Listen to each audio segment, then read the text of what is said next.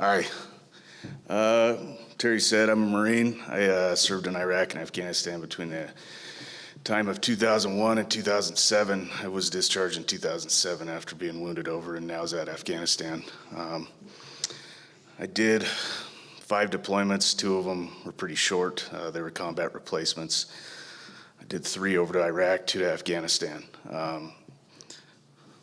One over to Fallujah, Operation Phantom Fury in 2004 with a good buddy of mine, Morgan, right there. As Terry said, we had a lot of struggles that we share in common. We have a lot of the same beliefs and a lot of non-same beliefs too that we tend to argue about quite frequently. So I joined the Marine Corps when I was 17 years old. I was different than a lot. I had the option to either go do time in Chino State Prison in California or serve time in the Marine Corps. So I did a program in California Youth Authority in Jamestown and decided that the Marine Corps was the way to go for me.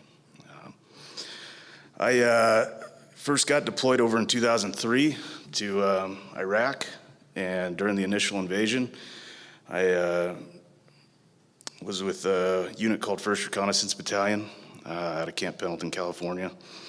I was over there with Company B, Bravo Company, and a lot of good men over there. After that, went to Operation Phantom Fury in Fallujah in 2004. To this day, one of the worst and bloodiest battles that the Marine Corps and all the armed forces have seen since the Marine Corps and all the armed forces it came to be. What I would like you guys to know, about veterans transitioning or veterans coming back, veterans, active duty military. My biggest thing is, we're not damaged goods. We are, normal human beings, just like you and I, just like you guys are. The main thing to think about is, have we experienced some different things, had different adversities than you guys? Yeah, of course we have. It's not every day you get called up to go, fight over in the desert, fight in the jungle, fight, wherever it is that your theater was. We come back, and do we have struggles adjusting to, normal life? Yeah, I don't even know what normal means, to tell you the truth. I haven't in a long time. Normal to me is different than normal to you, as is your normal is different to, whoever's sitting next to you. What I mean by damaged goods is you don't need to pussyfoot around when you're talking to us. You don't need to, be on guard around us. We're not going to hurt you. We're not going to go off and tell some crazy story. The likelihood of us having a flashback because we're talking to you or going into some deep psychotic rage is very highly unlikely. I don't know the statistics on that, but I'm sure Terry could tell you. He likes math. Yes.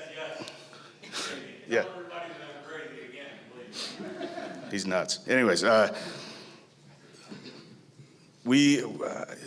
best I ever had was I got involved with a program. After I got out, I had tremendous struggles. My family wasn't connecting with me. Society, by my choice, I wasn't connecting with them. As you heard, I was in rehab with Terry. I've been to rehab 4 times, for drugs and alcohol. I've been to prison. I've done close to a quarter of my life in prison already, and I'm 32 years old. So I have a propensity to do stupid things when I'm not on track and when I lack camaraderie that I had in the military. I got into a group of people when I got back, when I moved up to Idaho. I live in Pocatello, came down here from Pocatello. Got into a little more trouble the second time I got out of prison, and I got into contact with a diversionary court group that ultimately saved my life, and that's where I found that camaraderie again. I found people that cared about me. I found people that might have understood me a little bit more than the average civilian out there walking around talking to us. I could share things that I'd never shared with anybody before. I could relate to other people out in my community that were also involved in this program. And I tell you, that is one of the most beautiful things that you can come across after you've been through some of the things that we have. We tend to shut ourselves out from society because society scares us. And as much as, we don't like to admit it, we're scared of just about everything that comes when we get back. The fear is so great that it will take us to do many, many terrible and dark things, and along with, injuring those in our family morally, psychologically, and physically at times too. What I hope you guys take away from this is, like I said, we're not damaged goods. Don't be scared of us. Just talk to us like we are, a normal person. There's nothing different about us except for the fact that, we gave up our time so you guys could keep your time for free. We gave up a lot, in fact, but a lot of us don't want to be recognized for it. A lot of us don't, even want to talk about it. One of my buddies in here today told me, keep it present. Don't try to get us to open up about our past with anything that was in the military. Don't try to get us to, ask us if we killed anybody. Don't ask us, what was it like seeing somebody die, stuff like that. That is the first mistake that you could make with any combat veteran. I was asked that by my grandma when I came home. Granted, she was 80 years old and starting to lose her mind, but one of the first people I was excited to see when I got out of the Marine Corps, the first people I was excited to see, asked me a question like that, a lady that raised me and kept me safe for many, many years. And then, friends and family started asking me, and it made me start to go into a shell and neglect myself and neglect everybody else around me.